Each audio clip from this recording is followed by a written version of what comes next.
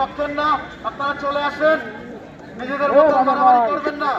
আচ্ছা, আমরা আসলে এখানে এই মোস্তফাপুরের এখানে আমরা দুই পক্ষের একটা সংঘর্ষ হওয়ার আশঙ্কায় এই সংবাদ পেয়ে আমরা কিন্তু আমাদের পুলিশ এবং সেনাবাহিনীর টিম নিয়ে আমরা এখানে অবস্থান নিয়েছি। তো এখানে আসলে তাদের দুই পক্ষ কারা সেটা এখনো পরিষ্কার না। তাদের দুই পক্ষের একটা অন্তঃকোন্দল এখানে আমরা যেটা বুঝতে পারছি, তাদের মধ্যে একটা সংঘর্ষের মানে ঘটনা আমরা দেখতে পাচ্ছি এবং আমরা আইন শৃঙ্খলা বাহিনীতে আমরা যারা আছি আমরা সবাই পরিস্থিতি নিয়ন্ত্রণের চেষ্টা করছি।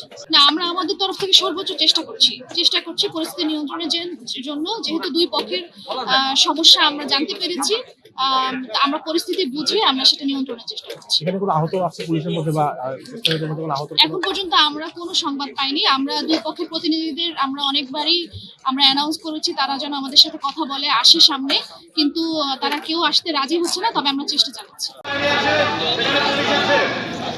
আমাদেরকে কঠোর করবেন না, আমাদেরকে কঠোর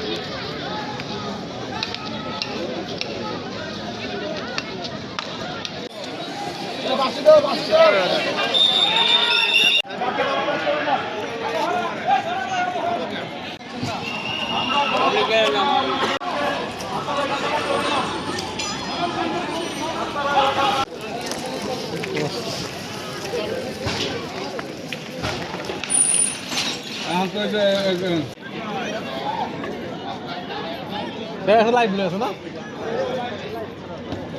বাধা উঠে লাইভ নিয়ে আছে।